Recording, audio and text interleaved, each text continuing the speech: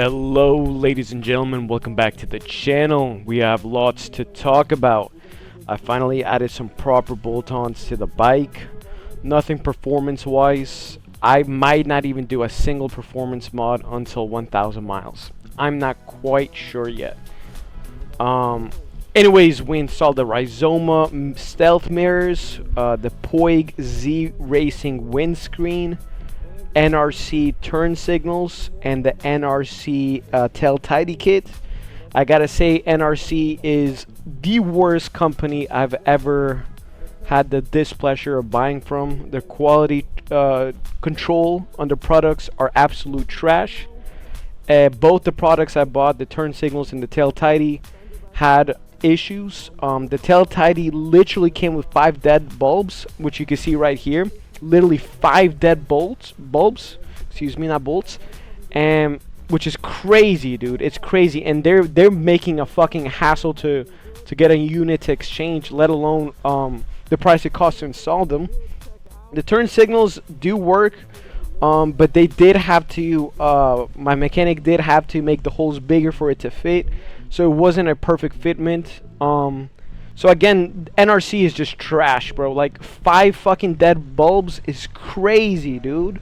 It is fucking crazy, dude. I do plan on getting a replacement unit or a refund. But the tail tidy is doing his job for now, which is to make the tail look good. I hate the fact that 5 bulbs are fucking dead on my 2026 bike. State of the art, already with 5 dead bulbs, but you know, NRC is just a shit company in my book. But you know, it is what it is. Anyways, the windscreen, Puig Z windscreen. You know, it's fire. It's actually not as wide, so it's for sure narrower, and it's not as tall. It is for sure shorter, which sounds counterintuitive, but it is far more aerodynamic than the stock one.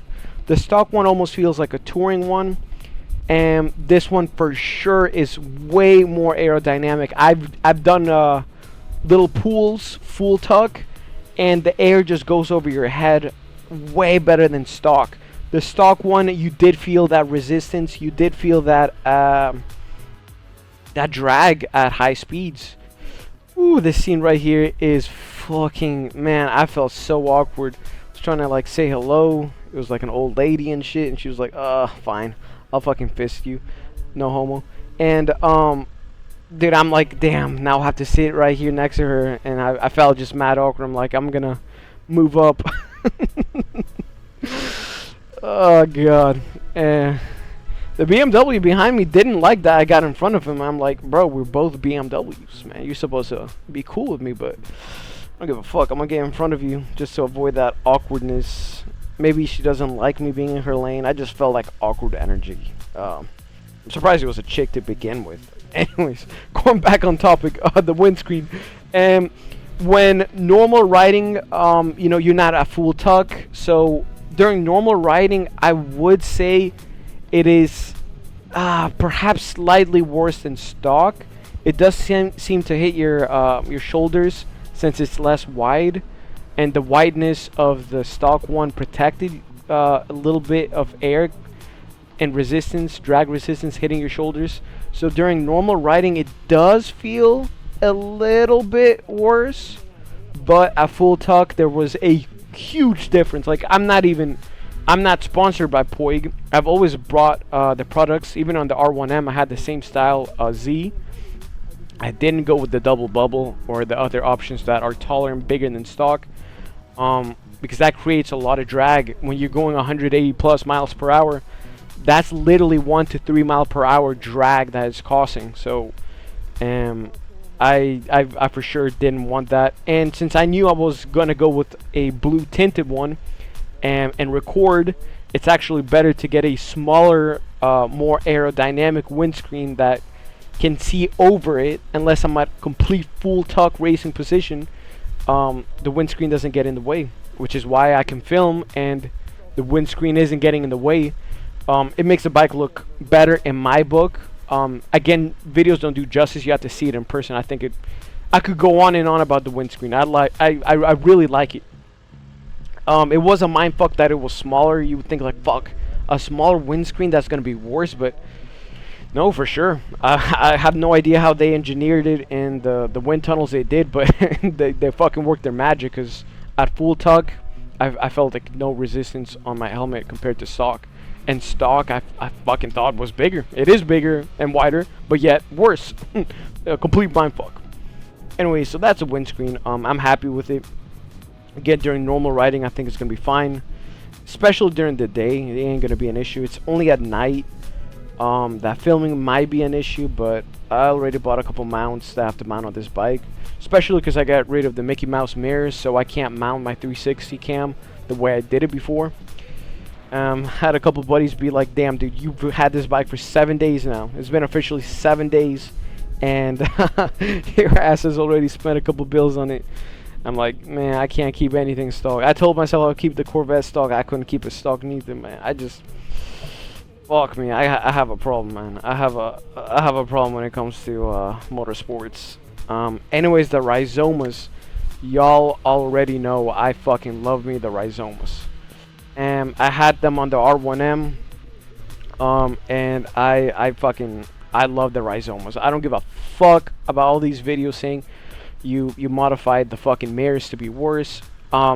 Objectively speaking, they are worse because it's less surface area. You can't see them as well, but realistically speaking, they're still very usable. I know a lot of people say that they're completely useless, and that is fucking bullshit. They are for sure usable. Do you have to move your arm to be able to see perfectly? Yeah, sometimes you have to fucking flex your arm in a weird way to be able to see them. These mirrors were meant to be useful at a full tuck, not in normal riding position. So normal riding position, yeah, maybe you have to tuck in your arm or extend your arm out to be able to use them. But they are not useless. And in my book, I actually like them better than the stock BMW ones. Because stock, this bike seems to vibrate a lot more than the R1M. And I mean like a lot fucking more, dude. The mirrors, the stock ones, the big Mickey Mouse ones, were so hard to use because the mirror just jittered and vibrated like crazy, dude. And these still vibrate, but they don't vibrate as bad in my book.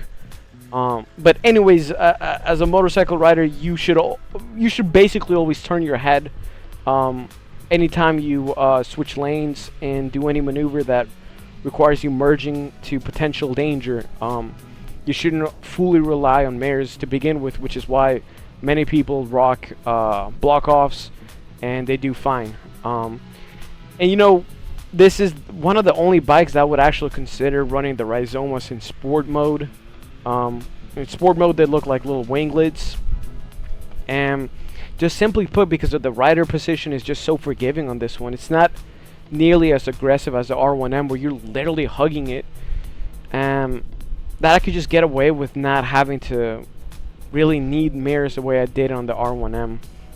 But I'm using them right now. I'm still indecisive about that.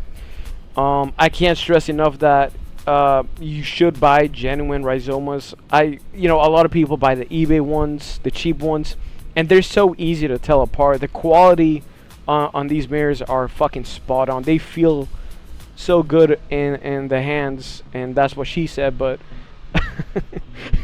I mean it. Like, fuck, these mirrors are fire. They have almost like a blue tint to them, which the eBay ones, as much as they want to replicate, they can't. I can spot them a fucking mile apart. This chick and her dad I used to ride with, and they have fake Rizomas, and motherfucker, you could tell immediately that fucking shit's fake as fuck. And I get it. Especially for the 2026 models, they're over $600. Are fucking mirrors that are objectively worse than stock and require more work than stock worth damn near $700? No, they're not. Simply put, they're not. They really aren't. I had to install aftermarket fucking turn signals because these replace the OEM ones. So objectively speaking, no, $700 is fucking ludicrous for mirrors. But fuck, it is what it is. I couldn't help it. Gotta have the genuine, real McCoy ones. And I love them. I can't speak enough about how much I love Rizomas. I think. They're the only mirrors I would rock on this bike. And the quality is really nice. Like I said, these aren't gonna fade in the sun. The eBay cheap ones, they for sure fade. They start losing their color. Dude, you could, like, I'm telling you, you could fucking spot that a mile away, dude. And I've had a couple of buddies who are like, are those real Rizomas? And they start inspecting them, and they're like, damn.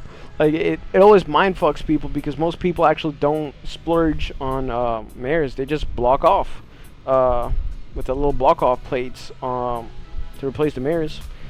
And I strongly considered it, but dude, I fucking love Rizomas. I don't mind spending the money on something I love and I'm gonna use and see anytime I ride my bike. Anyways, going back on NRC, they're such a disappointing company. Their fitment and the fitment on the tail tidy wasn't a problem. It did fit and it didn't require any further modification. The only modification I did on the NRC tidy kit is remove the bulb. They had one of the bulbs that light up your plate themselves. It's completely separate to you know, your brake and turn signals in the tidy, and I for sure removed that. Then I realized my fucking bike is throwing a check engine code because it realizes that there's no plate light. So I'm like, fuck. I just decided to tuck in the tail light, wrap it up in fucking in electrical tape, and store it in the, I guess, trunk or back seat, passenger seat of the bike. Just so that check engine light goes away, and it did. But the fact that it came with 5 dead bulbs on the left side is just so fucking stupid, dude. Like, it just speaks volumes to how, you know, poor their quality check is. It almost feels like it's a fucking Chinese company. I hate to say it, but I'm just so let down by that company. And had I known this would have happened, I would have gone with a different tail tidy manufacturer. As far as the turn signals, it's not like the R1M where you could retrofit the daytime running lights into turning signals using a Genie module. I did have to get physical turn signals to replace the stock mirrors that had them.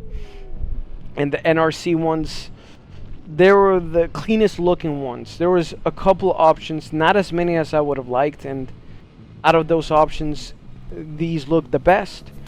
And you know, it's disappointing because you had to drill extra holes on it, make holes bigger, bend it, do all this kind of extra shit just to mount it on my bike, when it should be literally plug and play. And the fact that it wasn't plug and play is just, again, the quality control is trash, dude.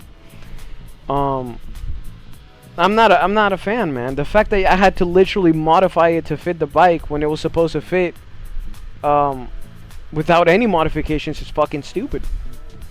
So yeah, NRC, a big no-no.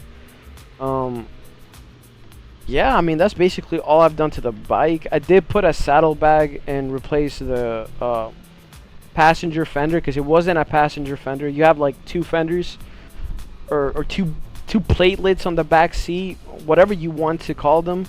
One of them is just like a pure rear fairing, and then the other is a legitimate passenger seat. So I added a legitimate passenger seat since the bike came with both. And then put a saddlebag on the passenger seat. Simply put, because I'm not really racing the bike right now. It's too fucking slow. It honestly feels like a 400, so I'm not interested in, you know, saving all that extra weight and doing this or that. I'd rather have my saddlebag where I carry a light lock, basically a lock that you put between the wheels, that is uncuttable, virtually uncuttable, and it gives me that extra security that whenever I'm parking the bike, I know that they're gonna see that and they're not really gonna want to fuck with it, because again, it's gonna make so much noise trying to cut it. And it physically, the way light lock works is that it like dulls out the saw blades. Like, you have to go through like fucking, I think, like 10 blades just to cut this free. So That's why I like having the extra security, and I also like to bring a couple water bottles just in case. You never know when you're gonna need some water bottles. It is getting crazy hot.